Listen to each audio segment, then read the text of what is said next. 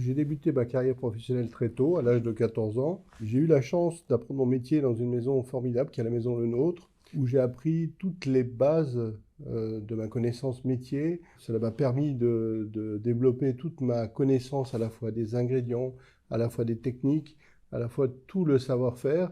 Et cette formation de base reste encore aujourd'hui un socle de référence pour moi.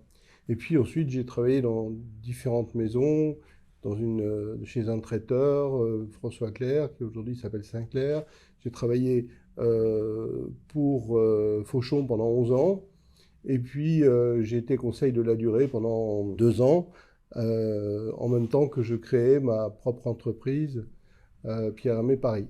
En fait, j'ai créé cette entreprise pour faire mon métier comme j'avais envie de le faire.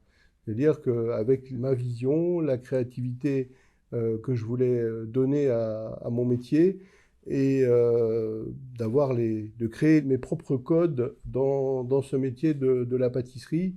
Et c'est à cette occasion qu'on a inventé le terme de haute pâtisserie qui est aujourd'hui repris par beaucoup de professionnels.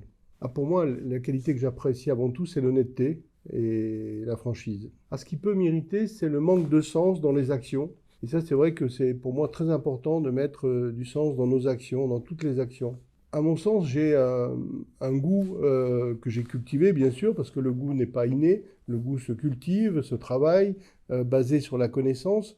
Mais ma capacité à me projeter dans des associations de saveurs, ou de sublimer une seule et même saveur, pour moi, c'est à la fois un don, mais c'est un don qui se cultive par la culture et la connaissance. Notre métier est un métier de culture. Alors, si je n'avais pas été pâtissier, j'aurais peut-être été architecte, parce que c'est un métier qui me fascinait en étant enfant. Et puis, peut-être que j'aurais pu faire du vin, parce que le vin est une de mes passions. Tout ce qui tourne autour de l'agriculture du vin me fascine. Le conseil que je donnerais à Pierre Hermé il y a 30 ans, c'est d'être tout aussi curieux, tout aussi volontaire, d'être toujours aussi proactif dans la recherche, dans la curiosité, d'être vraiment à l'affût de ce qu'on peut apprendre et de ce qu'on peut vous transmettre.